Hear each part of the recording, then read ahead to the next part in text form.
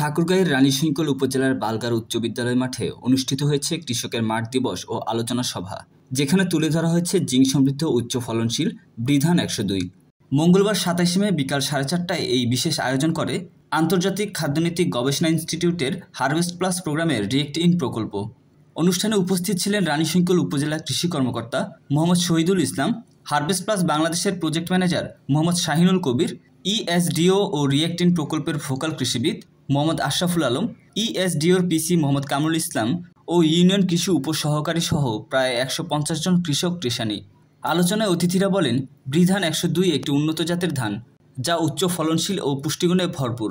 এতে রয়েছে উল্লেখযোগ্য পরিমাণ জিঙ্ক, যা শিশু ও গর্ভবতী নারীদের পুষ্টি ঘাটতি দূর করতে সহায়ক। কম সার ও পানির ব্যবহারে ভালো ফলন পাওয়া যায় এই জাতের ধান থেকে। পাশাপাশি এটি রোগবালাই প্রতিরোধে সক্ষম, যা কৃষকদের জন্য বিশেষভাবে লাভজনক। অনুষ্ঠানে মাঠ পর্যায়ে কৃষকদের ধানের উৎপাদন পদ্ধতি, পরিচর্যা ও বীজ সংরক্ষণ সম্পর্কেও ধারণা দেওয়া হয়।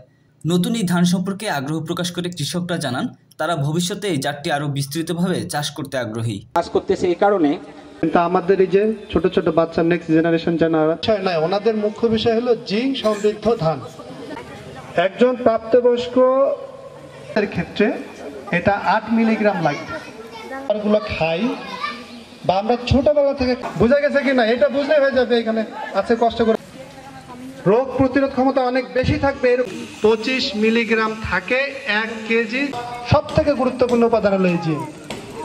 আপনার এলাকায় কিন্তু আমার কথাবার্তা খুব কম বলা হয়েছে। আমার 2 বছর করার জন্য একটা কোম্পানি তারা দরপত্র জমা দিয়েছিল। তো আমি আসলে আসতাম না, শুধু যে উন্নত দেশ, গরিব দেশ, আমাদের মতো মাঝারি ভালো হয়েছে।